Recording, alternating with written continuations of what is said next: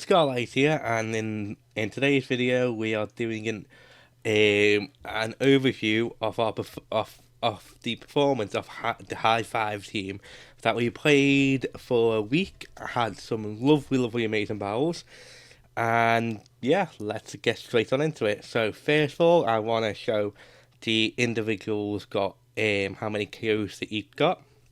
So in last place, which was very surprising to me, was actually Spiderella.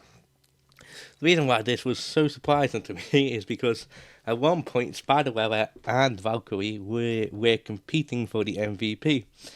I guess just like down the line, Spiderella wasn't much as neat as KO because it was more as a good damage dealer, which was fantastic again. I think all these members done terrifically well against all these battles. Yeah, Spadawara was always a nice offensive threat to the opponent, always forcing switch out switch-ins, forcing them ground types, which then we could predict with any ball, get that nice super effective damage, and overall Spadawara was a really good, reliable member to the team. So next up with 21 KOs is actually Tinkerbell. Now, Tinkerbell, just being so reliable as just be able to survive any one hit and get a powerful moonblast off of the off and get a powerful moonblast off against the opponent was really fantastic. Yeah, and and just the bluff of not having sticky webs on Tinkerbell, as we seen in our even last game where someone went to taunt against Tinkerbell, predicting that we would set up sticky webs, even though we just went off for a powerful moonblast. And again, Tinkerbell really could put the pressure on the opponent's team straight away every time she was basically in. She really did well. Tinkerbell very impressed. Our next member with only one extra KO is Iron Man, and God, Iron Man is such a defensive threat. I did not expect it to perform that well as a defensive role, especially like last game with the Titan. Having max attack and living that earthquake and then just firing back with a counter was absolutely amazing to see. And wow, it really just blew my mind. And again, having that priority bullet punch saved us so many times against so many sweepers as well. Really just shows how much priority moves can really help in a battle. Again, I think the most surprising thing from Iron Man is actually the move counter. I was just surprised how reliable that move was, considering you don't really see counter too much in the meta. It was really nice to see, and really did well. So next up is Chopper with 25 KOs, and Chopper is just can always just provide that nice pressure to the opponent. Again, with the Stone Axe and Stealth Rock, getting Stealth Rocks up with the Stone Axe being phenomenal, and it being a massive threat to flying types in particular, being absolutely amazing to see that. Also awesome to see that it can take any one move that would be super effective to our bug types, like the fire type moves, like the fire moves, and just really be able to like KO or force that switch out. Really amazing to see, and one of the most surprising things for me was how many times Chopper KO King Gambit with his close combat. It was really awesome to see. It definitely caught the opponents off guard quite a few times, so I'm very happy with that. And next up is Bubbles. Bubbles with 34 KOs, which is absolutely amazing. Honestly, Bubbles surprised me the most how well it performed as a good defensive tank. Such a good offensive pressure too. Really reliable. Can take many hits.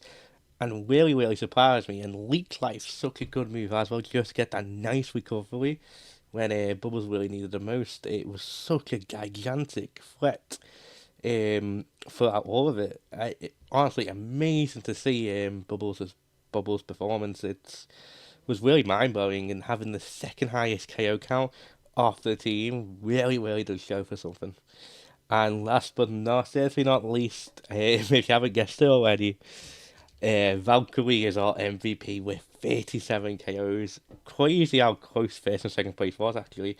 Yeah, Valkyrie was just being such an amazing threat throughout, being MVP consistently in every single day, just being consistent MVP, and that's because it has so many versatility. If your opponent let you have the momentum, or if you know they're choice locked into something where you know Valkyrie can KO and just get that one clipper dance off, it can really just snowball out of control for the opponent and really makes it hard for the opponent to really catch up. Absolutely amazing to see. Again, no surprise that Valkyrie got MVP.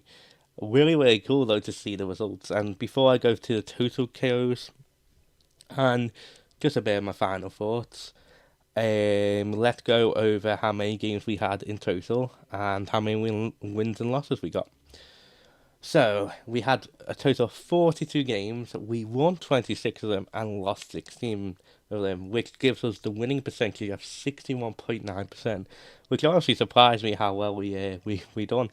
Yeah, it just really shows how potent the team can be, especially if you just prep for certain types of matchups. Again, you're not going you're not going you're not going to be able to counter everything, but it's just a nice to have them layers and layers and layers. It was really awesome to see again having Bubbles and Iron Man really be the defensive pivots and stuff like that. Was really awesome to see. So that was our overall performance. And here's the amount of total KOs we got, which was 137.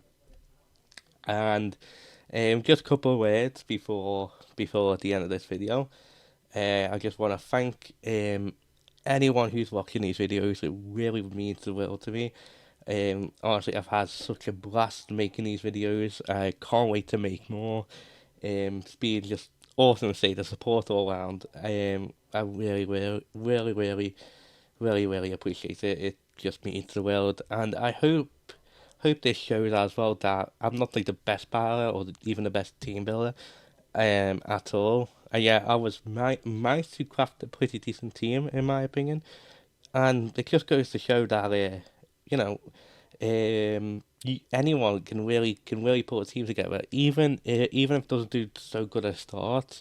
As long as you just keep building layers and layers, understand the weaknesses, and keep getting up and up there, you can easily craft your own team. And honestly, I think anyone could do it, especially with even their favorite Pokemon. I mean, again, look at Bubbles. Bubbles is in the RU tier. I think it's like what 3 to 4 tiers down from OU.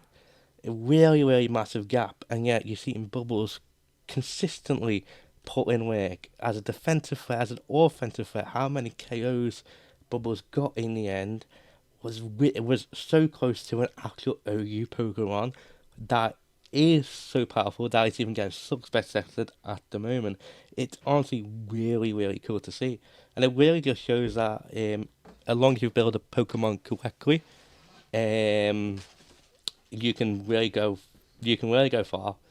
And yeah, so that's my final thoughts again. If you liked the video, please leave a like, comment, and subscribe. And most importantly, enjoy the rest of your day.